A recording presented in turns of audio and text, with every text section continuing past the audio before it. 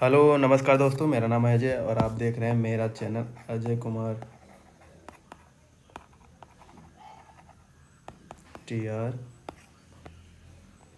दोस्तों, हम लोगों ने बात कर ली थी अब तक सिंधु घाटी सभ्यता पर।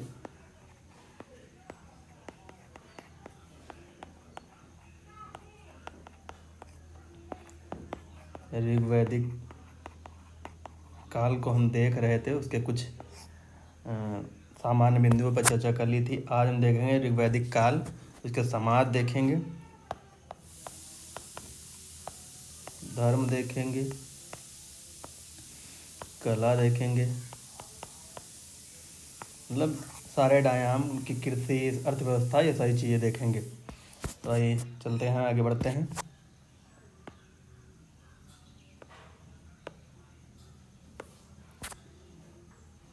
ये रहा ऋग्वैदिक आर्यों का राजनीतिक जीवन।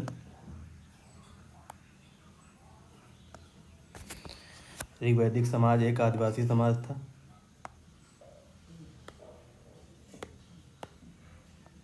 एक आदिवासी समाज था और उसके लोग अर्धघुमंतु जीवन जीते थे, मतलब घूमते भी थे और स्थायी निवास भी बना के रह रहे थे, क्योंकि खेती का आविष्कार हो चुका था, तो इसलिए रह रहे थे। आर्य जनजातियाँ जन कहलाती थी। उनका प्रमुख गोपति या गोप गायों का रक्षक कहलाता था। मुख्य रानी महिषी कहलाती थी। जनों का टकराव पणियों के साथ होता था, क्योंकि वे आर्यों के मवेशियों को जंगल में छिपा देते थे। पणियों को आर्यों का शत्रु समझा जाता था। मुख्य बिंदु क्या है राजनीति में? समाज का राजनीतिक ढांचा काफ़ी हद तक राजशाही के रूप में था, जैसा कि जो है आज़ादी से पहले, या कह सकते हैं हम कि लगभग 1000 से, और मतलब जब से ईस्वी शुरू हुई तब से अब तक जो है राजशाही थी। अशोक के समय से, मौर्य के समय से वो राजशाही व्यवस्था हमारे ऋग्वैदिक काल में मिलती थी। लेकिन गोपति का पद वंशानुगत, मतलब वंशानुगत पद नहीं था जैसे राजाओं के समय था, और उसका चयन कुल के लोगों के बीच से ही किया जाता था और संभवतः सभा द्वारा चुना जाता था, जिसे समिति कहते थे। प्रमुख जनजातीय सभाएं: सभा अभिजात वर्ग को ध्यान में रखकर बनी छोटी संस्था। समिति व्यापक आधार पर बनी जनसभा। इसके सभापति राजन होते थे। विदत क्या? जनजातीय सभा जिसके विविध कार्य थे। गण क्या होता था? सभा या टोली होती थी। वैदिक समाज के महत्वपूर्ण पदाधिकारियों में से कुछ प्रमुख इस प्रकार हैं। पुरोहित, जिसे पुजारी कहा जाता था। सेनानी, सेना का प्रमुख होता था। ग्रामीण, गांव का मुखिया होता था। प्रजापति, क्षेत्र को नियंत्रित करने वाला अधिकारी होता था। ऋग्वैदिक काल में कुछ नोट हैं। ऋग्वैदिक काल में न्याय व्यवस्था को देखने वाले किसी अधिकारी का उल्लेख नहीं मिलता है। ऋग्वैदिक समाज का कोई आदर्श समाज नहीं था। ऋग्वैदिक समाज कोई आदर्श समाज नहीं था, क्योंकि यहाँ चोरी एवं अपराध भी होते थे। तो जब चोरी, अपराध और अन्य अपराध भी होते थे, तो आदर्श समाज वैसे भी कभी भी आदर्श समाज की संकल्पना सत्य नहीं हो सकती, क्योंकि अगर समाज है तो वहाँ पर अपराध और घटनाएं होंगी, क्योंकि हर व्यक्ति का सोचने का नज़रिया एक नहीं होता। कर एकत्र करने वाले किसी अधिकारी की चर्चा नहीं है। संभवतः ऐसा प्रतीत होता है कि लोग मुखिया को स्वैच्छिक भेंट देते थे, जिसे बलि कहा जाता था। तो भेंट, उसमें जो बलि थी वो भेंट के रूप में थी, न कि बलि पशुओं के रूप में थी। लेकिन आगे उत्तरोत्तर ऋग्वैदिक काल में अगर देखेंगे तो वहाँ पर बलि की संकल्पना आपकी बदल जाती है, पशुओं की बलि थे। सैन्य तकनीक बहुत उन्नत थी, क्योंकि उनके अधीन घोड़ों द्वारा संचालित रथ थे। मतलब अगर रथ घोड़ों से संचालित हो रहे थे, इसलिए जो है सैन्य तकनीक को आप उन्नत मान सकते हैं। आर्य 2 प्रकार के युद्धों में व्यस्त रहते थे। पूर्व आर्यों के साथ संभवतः इनका उल्लेख दास या दस्यु के रूप में किया गया था। 10 राजाओं का युद्ध। यह युद्ध भरत राजा सुदास देवोदोस का पुत्र एक और था, मतलब सुदास एक और था जो देवोदास का पुत्र था, एक और दूसरी ओर 10 अन्य वंशों के बीच लड़ा गया था। इन 10 वंशों में 5 आर्य और 5 अनार्य थे। इनमें सबसे प्रमुख पुरु थे। तो ये हुई बात। किस काल में 10 राजाओं का युद्ध या 10 राज युद्ध लड़ा गया, तो वो है ऋग्वैदिक काल में। इसमें सबसे महत्वपूर्ण राजा थे वो आपके पुरु थे। इसमें 5 आर्य और 5 अनार्य थे। ये देख लेते हैं ऋग्वैदिक आर्यों का सामाजिक जीवन। सभी सामाजिक इकाइयाँ बंधुत्व पर आधारित थीं। कुल, ये परिवार बुनियादी सामाजिक इकाई था और कुलपा परिवार का मुखिया था। ऋग्वैदिक काल में ज़्यादातर संयुक्त परिवार थे जो कि पितृवंशीय प्रणाली का पालन करते थे। परिवार एक बड़े समूह का हिस्सा था जिसे विष या वंश कहा जाता था। एक या एक से ज़्यादा वंश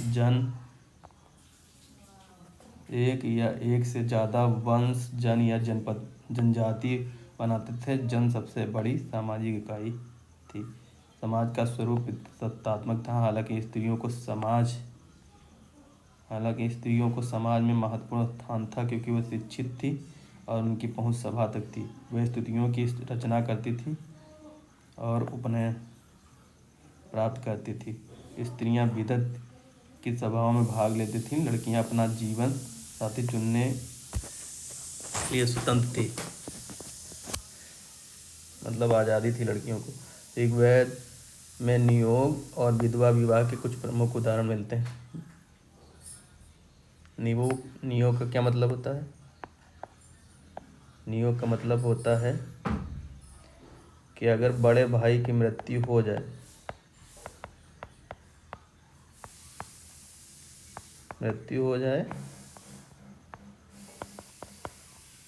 तो उसके छोटे भाई से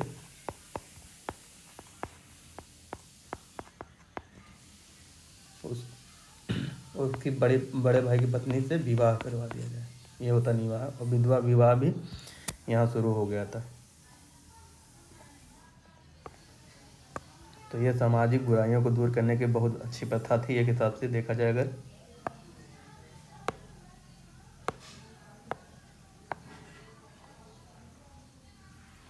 आगे देखते हैं।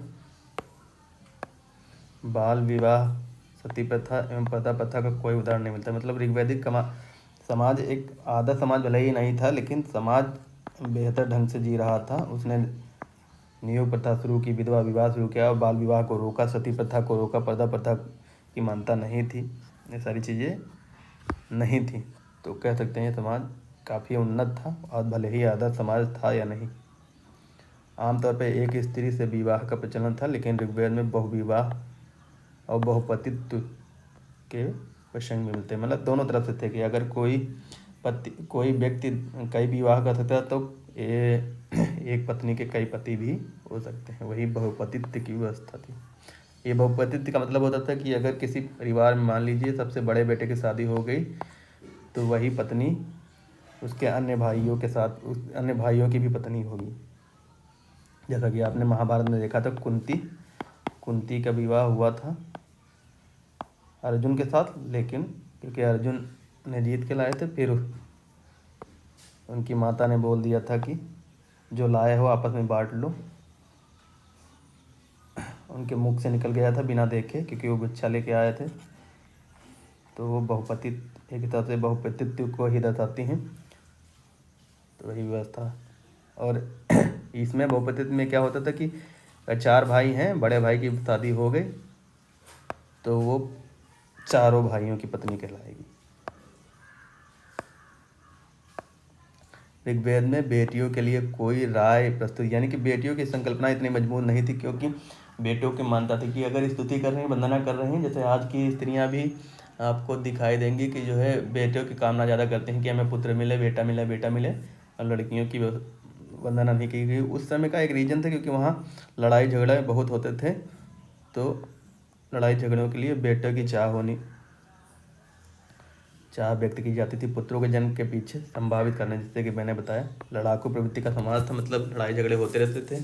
पशुओं के लिए तो वो पशुओं या गायों के लिए, इसलिए जो है बच्चों बेटों की कामना ज़्यादा होती थी। समाज जाति पात की रेखाओं से विभाजन नहीं था, मतलब उस समय जाति व्यवस्था का कोई उदाहरण नहीं मिलता है, नहीं था। और राजन, पुरोहित, कलाकार आदि भी कुल के समूह का हिस्सा थे। ऋग्वेद का निम्न छंद इस बात का परिचायक है। मैं एक कवि हूँ, मेरे पिता एक वैद्य हैं और मेरी माँ पत्थर पर अन्न पीसने वाली हैं। धन के लिए प्रयासरत हैं। विविध योजनाओं के साथ हम अपनी इच्छाओं का अनुसरण की तरह करते हैं, अपनी इच्छाओं का अनुसरण की तरह पालन करते हैं। इस काल में कुछ निश्चित असमानताएं जरूर मौजूद थी। वैदिक और अवैदिक लोगों के बीच प्रथम असमानता का अधिकार वर्ण या रंग था। वैदिक लोग गौर वर्ण के थे, जबकि अवैदिक स्थानीय लोग श्याम वर्ण के थे, और वे अलग अलग भाषा बोलते थे। ऋग्वेद के लेखक अपने आप को अन्य समूहों, जिन्हें वे दस्युं या दास कहते थे, से विशिष्ट मानते थे। दासों का अव्रता और अकृता के रूप में उल्लेखित किया जाता था।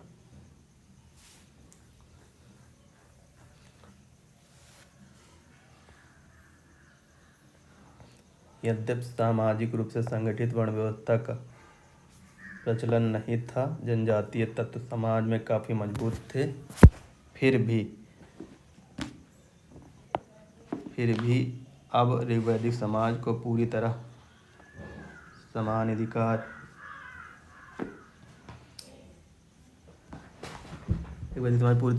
अधिकारवादी समाज नहीं माना जा सकता था, क्योंकि समाज का विभाजन श्रम व लिंग के विभाजन पर आधारित था।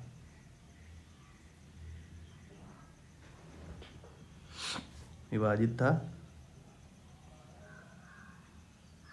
पर आधारित 4 वर्णों का एकमात्र उल्लेख ऋग्वेद के 10वें मंडल के पुरुष सूक्त में मिलता है, जिससे यह निष्कर्ष निकाला जा सकता है कि वर्ण व्यवस्था की शुरुआत संभवतः ऋग्वैदिक काल के अंत में हुई होगी, और वहाँ सामाजिक गतिशीलता थी और कठोर सामाजिक वर्गीकरण का अभाव था, मगर ऋग्वैदिक लोग दास प्रथा से परिचित थे।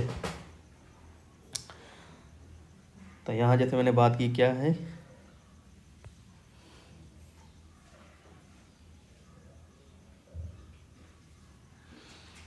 यहाँ पर ऋग्वेद के लेखक अपने आप को अन्य समूहों, जिन्हें वे दस्यु या दास कहते थे, से विशिष्ट मानते थे। दासों का आव्रता और आकृता के रूप में उल्लेखित किया गया है। मतलब आव्रता क्या मतलब होता है, जो देवताओं के नियमों का पालन नहीं करते हैं, मतलब उस समय आव्रता। ये पूछा जा सकता है सवाल, वैसे तो पूछा ही जा सकते हैं।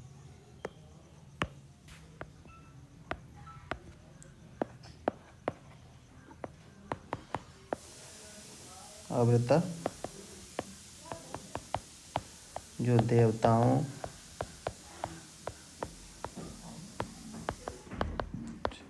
के नियमों का पालन नहीं करते थे। सिंपल, अगर आव्रता या आकृता आ जाए किससे संबंधित है, तो वो ऋग्वैदिक काल से संबंधित है।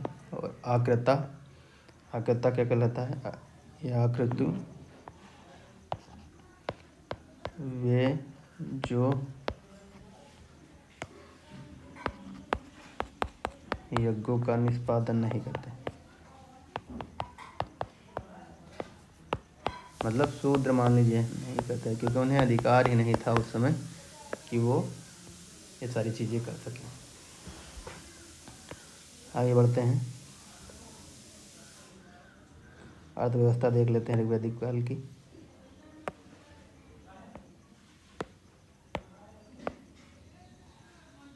ऋग्वैदिक समाज एक ग्रामीण समाज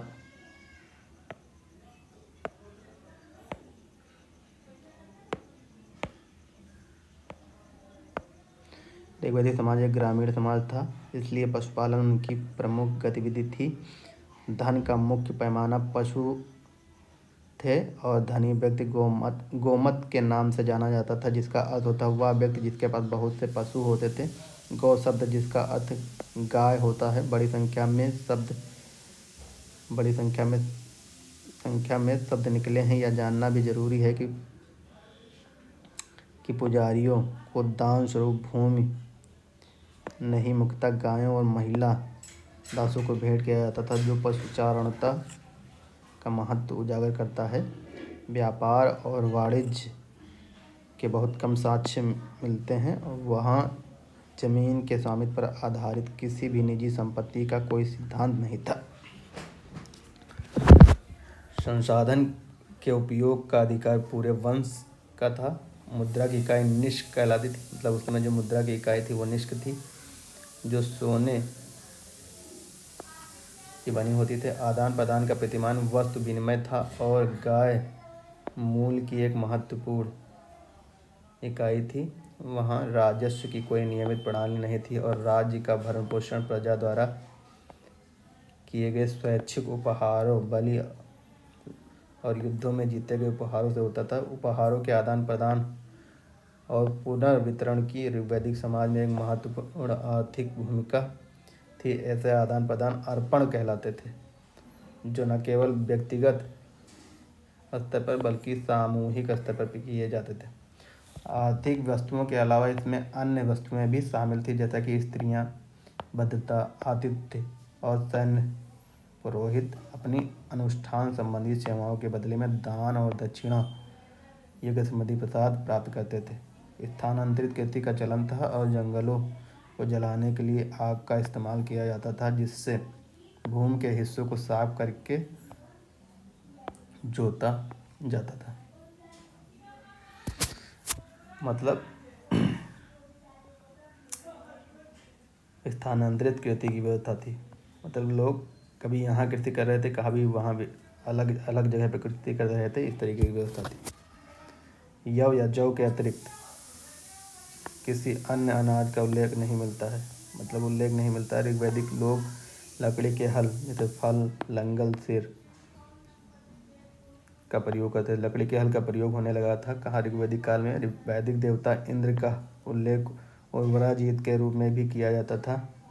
छत्रपति कृषि क्षेत्रों का रक्षक का भी जिक्र है। तांबे एवं कांसे का उपयोग करते थे।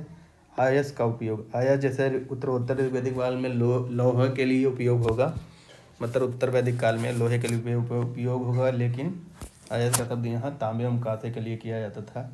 गाड़ी बनाना, जैसे कला की बात करें तो गाड़ी बनाना, बढ़ाईगीरी, चमड़ा, सिलाई, बुनाई भी ये लोग करते थे। लेकिन इनको जो है धातु निष्कर्षण की बहुत ज़्यादा जानकारी नहीं थी उस तरीके से, क्योंकि लौह के निष्कर्षण की बात की नहीं, तांबे एवं कांसे का उपयोग केवल जानते थे, क्योंकि वो अब मान सकते हैं कि निरंतरता से सिंधु घाटी सभ्यता और उसके बीच का जो गैप है वो चलता हुआ यहाँ तक इन लोगों तक पहुँचा होगा। वहाँ भी तांबे एवं कांसे का प्रयोग होता था। रथ बनाने वाले लोग ऋग्वैदिक काल में विशेष महत्ता रखते थे। उस काल में रथ दौड़ और पांसों से जुआ खेलना लोकप्रिय मनोरंजन के साधन थे। परिवहन के लिए बैलगाड़ी, घोड़ों द्वारा खींचे जाने वाले रथों का प्रयोग होता था। समुद्र और नावों का भी उल्लेख मिलता है।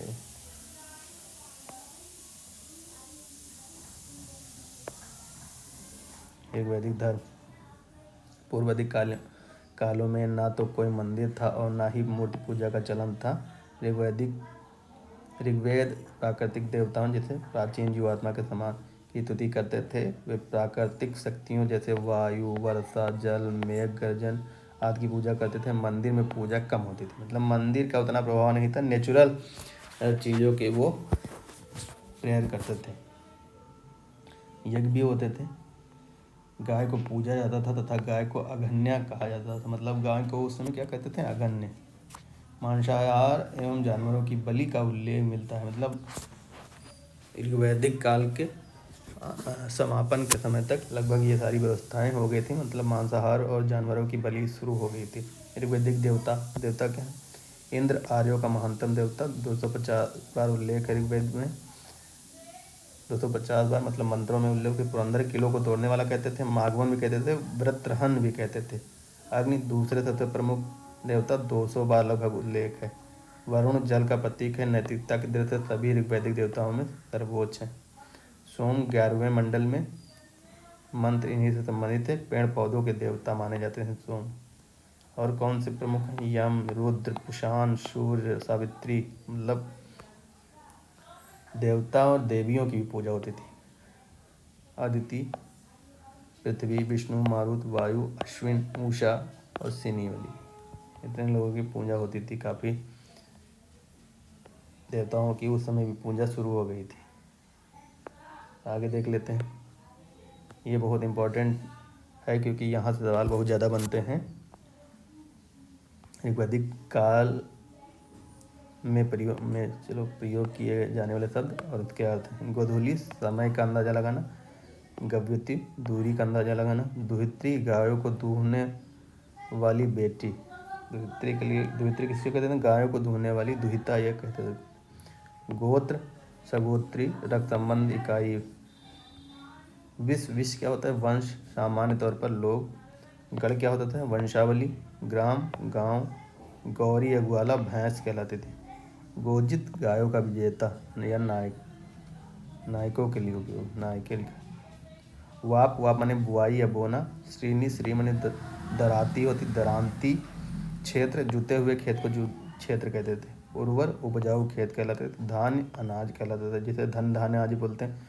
घृत माने मक्खन कहते हैं। घृतम पीवा, मतलब मक्खन, घी होता था लेकिन यहाँ मक्खन कहते थे। सोम, मादक पे।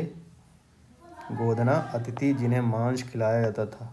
सीता, खेत में हल से बनी लकीरें होती थी, यह जुता हुआ खेत भी कह सकते। सिरी, धागा। तक्षण, बढ़ाई। तो ये हुआ दोस्तों आपका ऋग्वैदिक काल। अब अगले वीडियो में हम बात करेंगे दोस्तों उत्तर वैदिक काल में। फिर आ जाएगा आपका महाजनपद काल। तो अगर चैनल पर नए हैं तो इसे सब्सक्राइब कर लीजिए, लाइक कर दीजिए, शेयर कर दीजिए। बहुत बहुत धन्यवाद।